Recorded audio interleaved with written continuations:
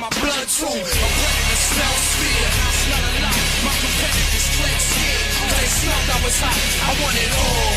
Excess, the sex, much success. Stress sucks. I want it all, no less. Come on. Breaking out, breaking down, break the rules, break the ground, pack your dead. Now it's gone. A new day, a new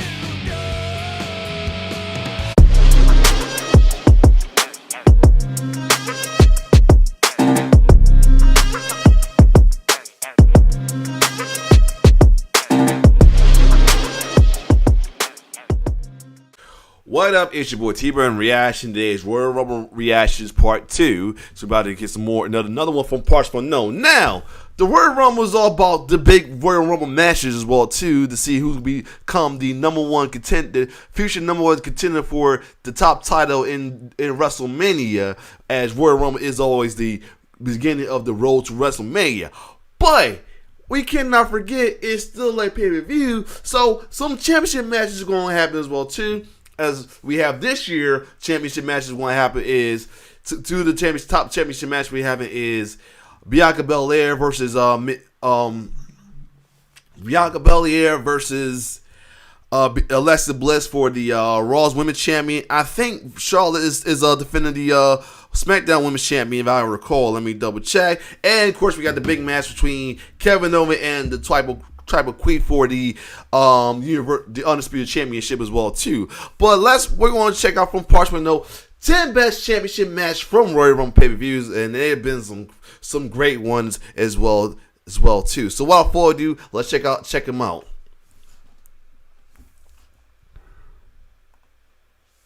The Royal Rumble is WWE's best pay-per-view event. It's the most fun, it's the one everyone looks forward to the most, it has the most intrigue involved, and it makes Sullivan feel all warm and cuddly inside. But while the Royal Rumble matches are what most people tune into the show to see, the Rumble event has yielded an incredible amount of stellar matches of the non-Royal Rumble variety as well. I know the title is... Speaking of that, I gotta see who is, other than the Royal Rumble match I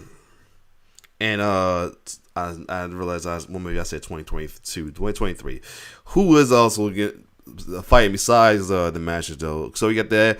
Oh yeah, we should try the pitch black matches. The only other match they have, only other non-Rumble match they have. So they might have. I wouldn't be surprised they have an impromptu match in between. So this is like literally only 5 matches going on. So they plan to have one of them title matches plan to be super long, or the Royal Rumble is going to be super long as well too. But anyway, let's keep going. This video says greatest championship matches, but for the sake of keeping this video a lot more uniform, I'm going to just take the time right now to give the Royal Rumble 1992 and Royal Rumble 2016 the flowers they deserve. Both as great matches for the WWE Championship, but this is a list for the non-Rumble matches out there. If we needed a couple more to fluff up the list and get it to 10, maybe we would have included them, but there is no shortage of great matches from the Rumble to give flowers to. So here, daisies and roses and tulips to you all. Tulips, whoop whoop, tulips, whoop whoop.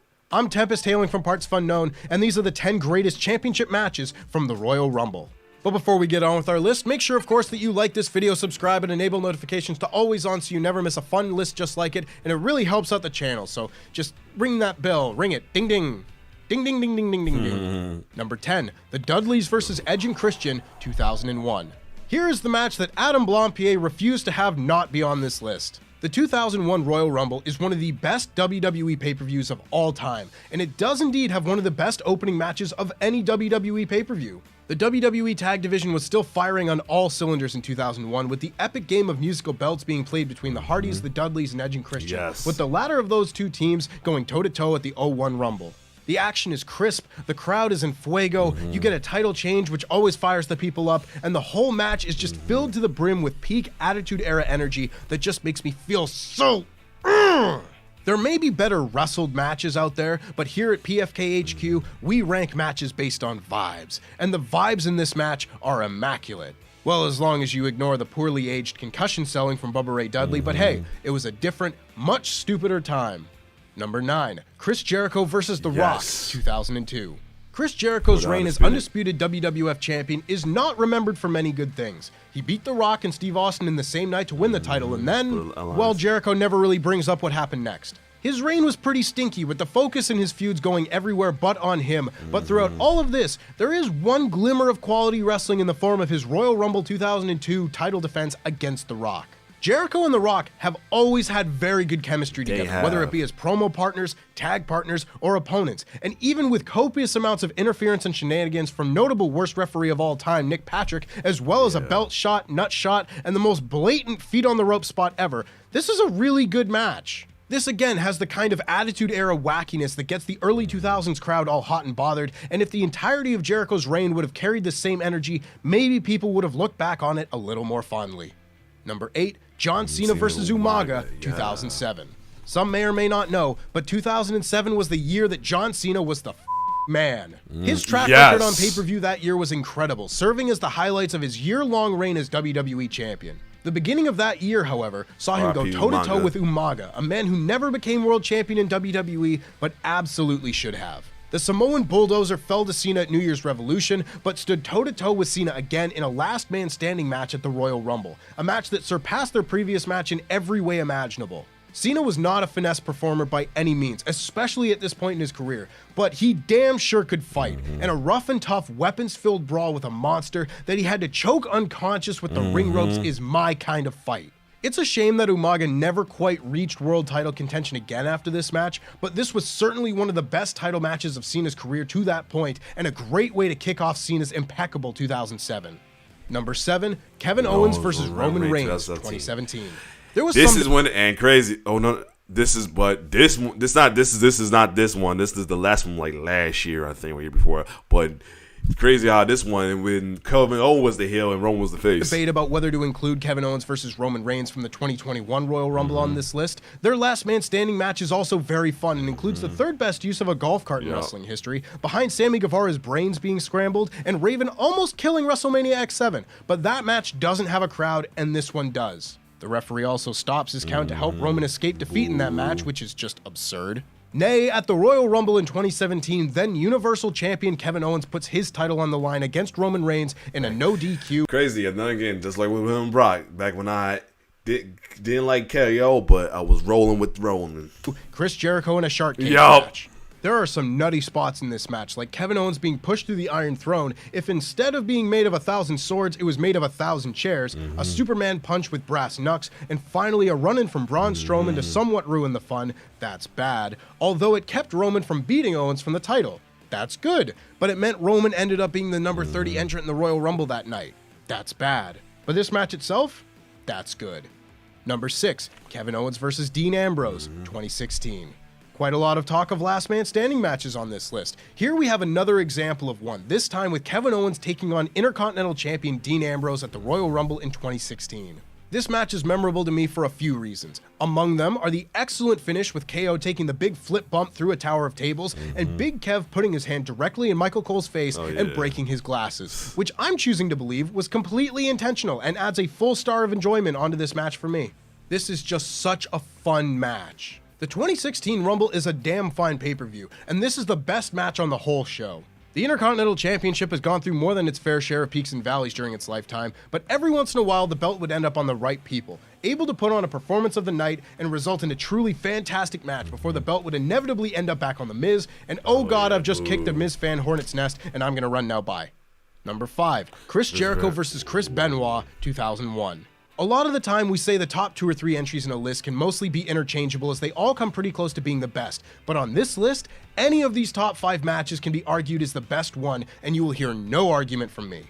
That being said, here is my argument for number 5. By 2001, we had seen a drastic shift in the way of the ladder match, thanks to the likes of the Hardys, Dudleys, and Edge and Christian. Their tag ladder matches were revolutionizing the stipulation, but we hadn't really seen the same for the singles ladder match. HBK and Razor Ramon obviously had their classics, and The Rock and Triple H was something entirely different, but neither was truly emblematic of the direction the ladder match was going by the early 2000s. Chris Jericho vs. Chris Benoit, on the other hand, absolutely was, and holds up much better in the modern eye than its predecessors. Crisp and sharp and exciting, the two Chris's put on an incredible performance at the 2001 Royal Rumble over the Intercontinental Championship, featuring the first use of Jericho's ladder system, of Jericho. This is a damn fine ladder match, and another key addition to one of the best pay-per-views WWE has ever produced. Number 4, John Cena vs. AJ Styles, 2017. The 2017 Royal Rumble's world title matches are both excellent, but this one is a cut above the other.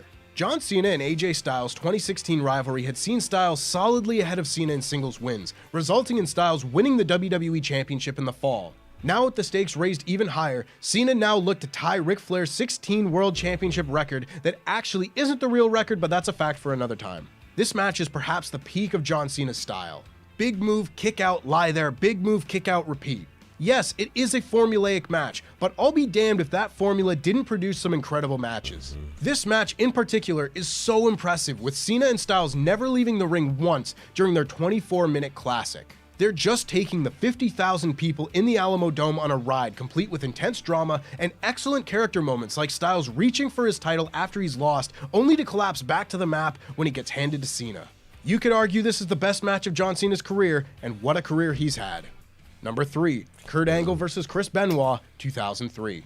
Boy, the 2003 Royal Rumble is a funny show. You have WWE's worst match of the year in Scott Steiner vs. Triple H, and then immediately afterwards, you have WWE's best match of the year in Kurt Angle vs. Chris Benoit.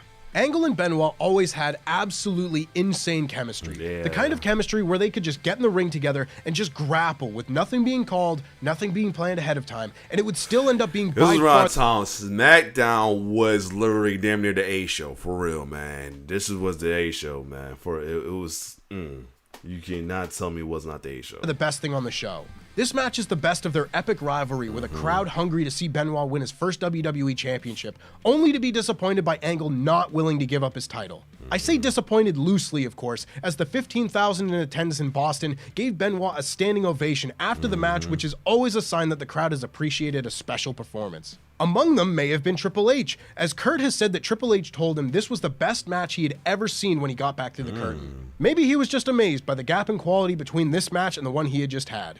Number 2, Triple H vs. Cactus Jack, 2000. Woo! A Triple H match that is exceptional, however, is this one. Neither Triple H nor Mick Foley were the top guy to carry WWE in 2000, but with Steve Austin on the shelf for an extended period of time and The Rock otherwise occupied with his own path to WrestleMania, Trips and Cactus Jack were the ones to take the reins of the main event scene during the start of 2000. And I'll be damned if they didn't put on the best rivalry of the year.